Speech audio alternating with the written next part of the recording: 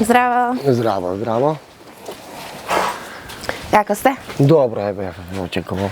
Në Kumanov, ekipi e misionit edhe unë jam këtu, takoi Trajqe Vasilevin, një burr që i ka kaluar të gjitha, por që ende lufton për t'i dhënë fëmijëve të tij një jetë më të mirë nga ajo që ka pasur vetë.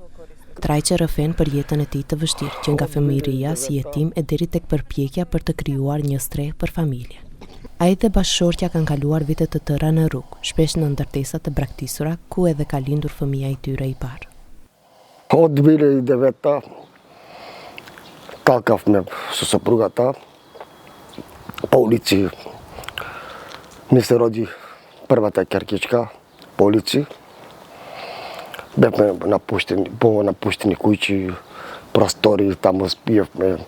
Ponekogаш ќе влеземе во некоја зграда да се згрееме, ќе земевме кафе на кафемат и ќе влеземе да се згрееме со малечката.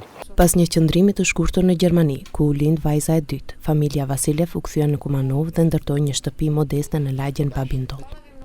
Megjithatë, ëndra e tyre për një streh është në rrezik, pasi toka ku ka ndërtuar shtëpinë është nën hipotekë dhe nuk mund të transferohet në emrin e tyre, pavarësisht marrëveshjes në noter.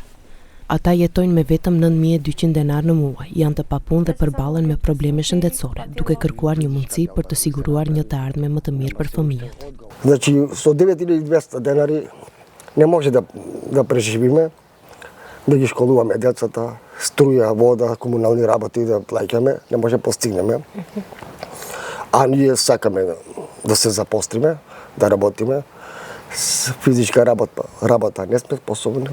Другото, ќе се трудиме за нашите деца, за да живеат нормално, не да бидат како мене. Јас сум неписмен.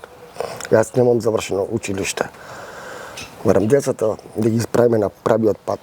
Të gjithë ata që kanë mundësi të kontribuojnë, qoftë me ndihmë financiare për shlyerjen e borxhit, qoftë me ushqime, veshje apo produkte higjienike, këtë mund ta bëjnë në numrin e telefonit 075 432 612 apo në xhirollogarin bankare të shfaqur në ekran.